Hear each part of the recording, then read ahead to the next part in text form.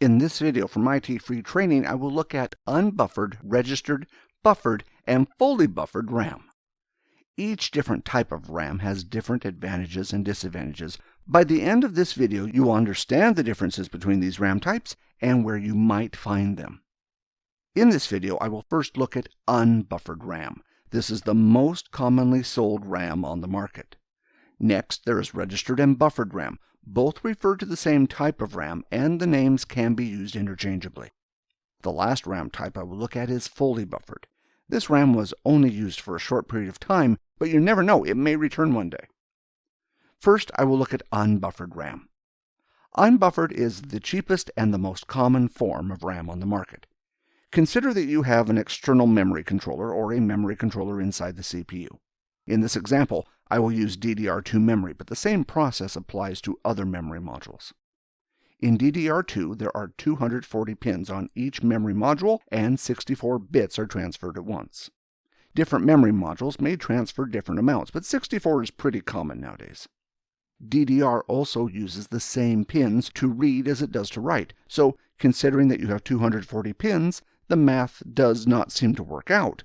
What is missing is that there are multiple clock lines as well as control lines. These all work in unison, so the 16 chips on the memory module work together to transmit data. Having so many lines all working together at the same time is an amazing feat of engineering, but also means more chance of something going wrong. So using a system like this, there is an increased chance of data corruption. However, the chance of corruption is quite low, so it comes down to a trade-off between cost and reliability. For this reason, unbuffered RAM is often used in low-end computing. With low-end computing, a rare memory corruption is an acceptable price to pay for the cheaper cost. Although there is a difference of opinion on how often these errors will occur, it is estimated that in a correctly set up computer system, a memory error will occur maybe once or twice a year. The chance of it occurring in something critical is quite small, so you probably will not even notice when it happens. The next type of memory that I will look at is registered and buffered memory. This memory type is used in high-end workstations and servers. The basic principle behind the memory module works much the same as for unbuffered. The terms registered and buffered memory are used interchangeably. The difference is that the memory controller connects to what is referred to as registers or a buffer. You can generally tell if a memory module has this feature, as it has an extra chip in the middle of the memory module. This chip will generally be a different size to the other chips on the memory module. Later in the course, I will look at error-correcting memory modules. If a memory module has this feature, there will also be additional chips on the memory module. However, in a basic registered or buffered memory module, there will generally be only the one extra chip in the middle of it. The memory controller is connected directly to this register or buffer. This means this extra chip is responsible for the transfer of data between the memory controller and the memory chips on the memory module. What this essentially does is reduce the load on the DRAM chips on the memory module. Since the memory controller only has to deal with the one chip rather than multiple chips, this makes it more stable when there are a lot of memory modules in the computer. The memory module, after accessing the DRAMs on the chip, may delay transferring data to the memory controller for one cycle. This gives the DRAM chips time to become more electrically stable. In servers with a lot of memory, this becomes important. This suggests that registered or buffered memory, due to a possible one-cycle delay, may be slower than an unbuffered memory module. This is debatable as it also depends on latency of the chips.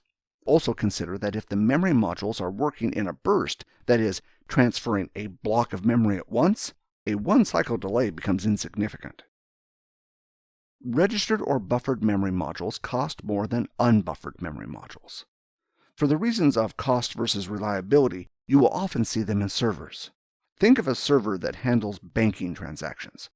Reducing the chance of errors is more important than paying a bit more money for the memory modules. The motherboard will determine if it supports registered or unbuffered memory modules.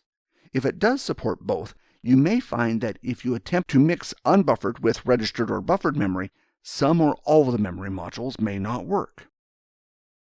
The last memory type that I will look at is fully buffered. This is once again used in servers and high-end workstations. Before looking at this memory type, first of all, I would like to point out that this memory type was used in DDR2 only. The memory modules have the same number of pins on them as other DDR2 memory.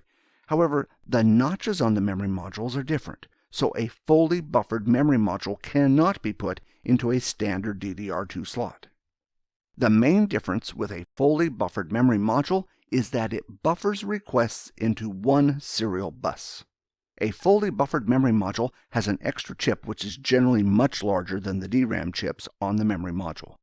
The way fully buffered memory modules work is, rather than having multiple clock lines and control lines, these are reduced into a single serial bus. This is because the memory controller communicates only with the one chip. This brings performance gains. It can be difficult to understand how a single bus would be faster than a number of buses working in parallel. The reason this occurs is because having a single bus means fewer connections from the memory controller to the memory module. Problems start arising when there are a large number of connections. More connections means signals degrade as they travel over the bus. These problems start to increase with greater speed. Having a single bus reduces a lot of these problems. In order to achieve this, fully buffered memory requires a motherboard that supports it. Having less connections on the motherboard reduces the complexity and cost of the motherboard. However, fully buffered memory costs more than other memory types. Increased cost may be the main reason why fully buffered memory was only available in DDR2. Maybe one day there will be a return to fully buffered memory modules. Before finishing this video, I will look at a quick summary of the major points. Unbuffered memory is the cheapest on the market and commonly used in home and low-end computers. Unbuffered memory uses multiple clock and control lines. This increases the chance of errors during transfers. However, these errors should be rare. The next memory module type is registered or buffered memory modules. This is different from unbuffered memory modules in that they buffer transfers. When memory is being read, the request may be delayed by one cycle. This increases the stability of the DRAM chips on the memory module and reduces the chance of errors. Registered and buffered memory still uses multiple channels rather than a single serial bus. The registers, or buffer, increase the stability of the RAM, which is important in systems with a lot of RAM. The next memory module is fully buffered. This was only released in DDR2. Fully buffered uses a buffer. However, it differs from registered or buffered memory in that data is transferred in a single bus. This makes it more reliable and faster, but increases the cost of the memory module. In conclusion, always check what memory modules your motherboard supports. Low-end computers will generally support unbuffered memory modules, while high-end servers may not.